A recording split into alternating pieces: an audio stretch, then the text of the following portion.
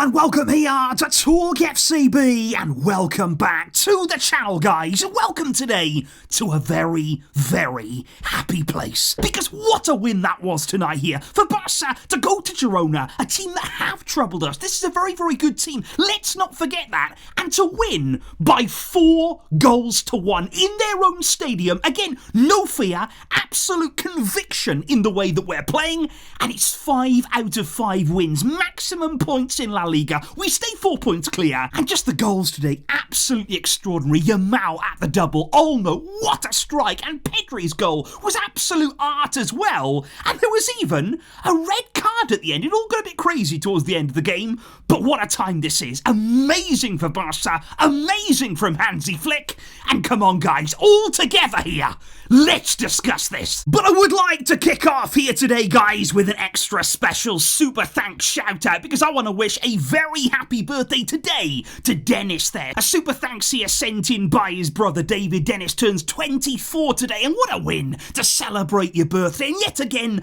unbelievable support from Nigeria on the channel. We got Yusuf, we got Kenneth here. Your channel is my Netflix, and today it may not quite be as good as Netflix and chill, but hey, this was close. Hansi Flick ball is right up there, let me tell you that, guys. Because first of all, let me just say here, ahead of this game, I was really excited. I was really looking forward to Barca's return. I had real confidence about this coming into this one, but I would be lying if I didn't say that I was feeling a few nerves here. Not only because Girona beat us twice last season, back-to-back 4-2 defeats for Barca, but mainly the international break. I was thinking, how are we going to respond to that break here? Are we going to be the same team? Are we going to keep that same momentum? Well, Barca today and Hansi Flick, they answered every single question. This was the same team. This was the same hunger. We started from scratch again, and we're going to be talking lots more about that mentality from Flick's team, but you saw it right there on the field, and certainly from the lineup,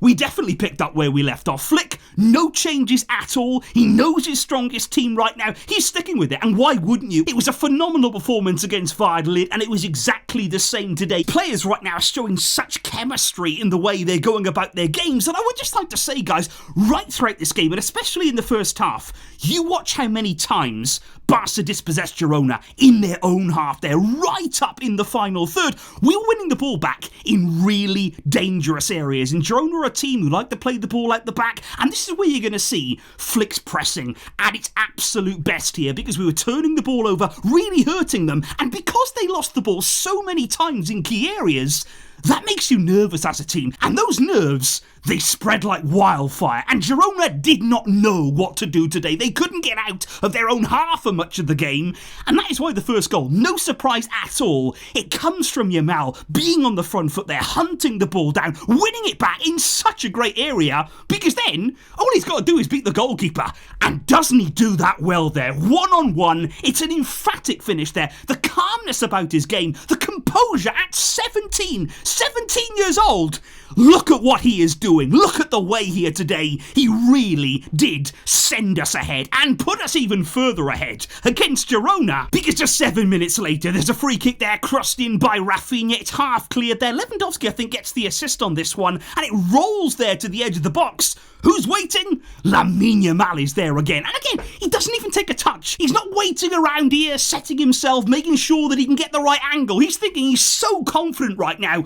I'll put my foot through this. And he does exactly that. What a finish there into the bottom left-hand corner. Goalkeeper, no chance at all. And before you know it, Yamal's got 2 goals to his name. And already this season in La Liga, we've only just started, we're only 5 games in. He's got 3 goals and 4 assists already, and I'll just say it again, he is 17 years old. It is absolutely phenomenal right now what we're seeing from him, and it's just astonishing, the level that he's showing, and again today, absolutely fantastic, not just about the goals, but the pressing, the work rate that we're seeing from him and every single Barca player. It is an absolute joy to behold.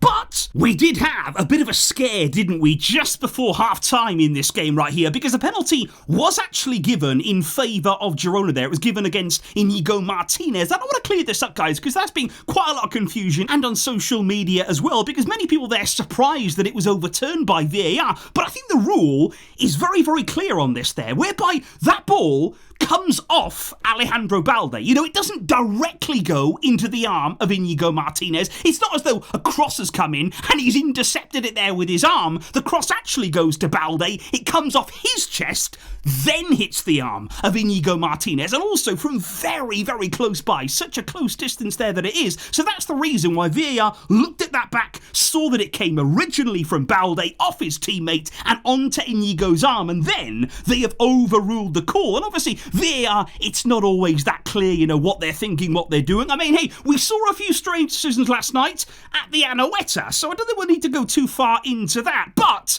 I also want to give credit here to Marc-Andre ter Stegen, because just before that penalty was given, he did make a really good save. Now, at the time, obviously, we didn't think that it would be that key, because then a penalty was given, but once it was overruled, that save became very, very important there before half-time. He gets himself in a really good position. The shot in the end goes right at him, you know, it goes straight into the body, but he had to be there, and certainly there, that was an important moment. But what about the way, guys, yet again, that we start the second half? Because bear in mind here, Barça are 2-0 up, we're cruising in the game, everything's looking good. You know, you have seen Barca in the past take their foot off the pedal. There was no chance of that here. We start the second half with real urgency again, and this goal, it's outrageous. This is an absolute beauty of a strike from Dani Olmo, because the ball actually is played in behind the defence there by Jules Koundé, who does really well, by the way, to see the pass, and he's been playing some excellent football this season as Jules Koundé, and then Olmo, from this angle, he finds the net. I mean, to take this on, the volley there, that in itself shows the amount of confidence that he's feeling right now. The ball is bouncing, it's there to be hit, and he smashes it across goal. It's an absolutely perfect finish there. The angle that he finds is extraordinary, and he deserved that yet again, because Olmo today was making everything tick. He is so key in that central area. He makes fantastic runs. He's such an intelligent player. I've really enjoyed watching him so far in a Barcelona shirt, but unfortunately, he did have to go off. That would be one of the concerns from today's game there. He actually scored already with blood coming out of his nose. He then went off to the bench and was holding his knee a little bit. So hopefully there, that is nothing at all that is serious. But Eric Garcia came on in his place. Barca switched around the shape a little bit. Then Hector Fort also came on for his first minutes of the season. That was fantastic to see there, him coming on for Kubasi. Bit of a reshuffle at the back there, with Koundé moving infield to centre-back. And I think the only other concern would be here that Lewandowski, he should have scored today. Make no mistake about that at all. He had two really big chances in this game in the second half. One of those was played through. Beautiful ball in by Rafinha. Lovely move that it was from Barca. Real shame that Lewandowski could not quite finish it. Another one there was laid off to him by Lamine Yamal. He put that one just over the crossbar, but there was to be another goal, because Barca, again, they just kept on coming. You know, 3 was definitely not enough. They were going for more. They were having more and more shots on goal, and this time it is Pedri there who was shifted more advanced. Then when Olmo went off, Pedri was further up the field. Great pick out that it is from Marc Casado. Lovely little ball through, and Pedri stays so nice and calm there. Actually dribbles it around the goalkeeper, typical Pedri style, and he gets himself a much deserved goal. Really good game it was from him, and that was 4-0. 4-0 to Barca in Girona's stadium.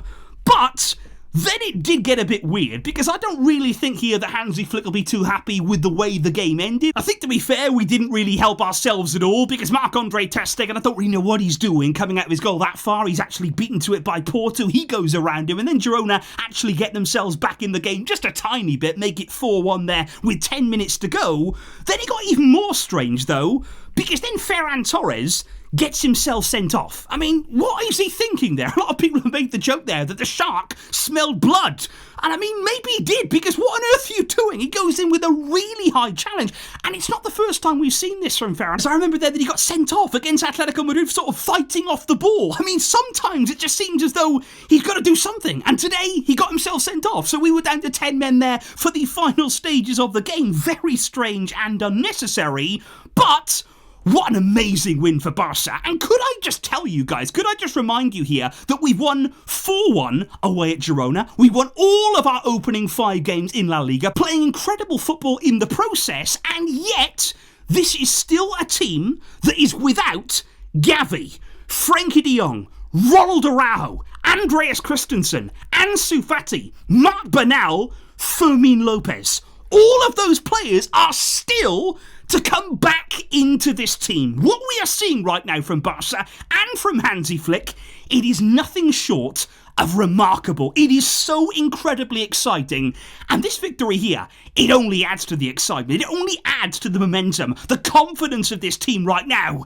And we can feed off this. We've got a massive rest of the month here to come in September. Lots of games, lots of big moments for this team. But I'm confident in them. I am really proud of them there today. They did us proud out there. To come back after the international break and play like that, that is a big result and a big win.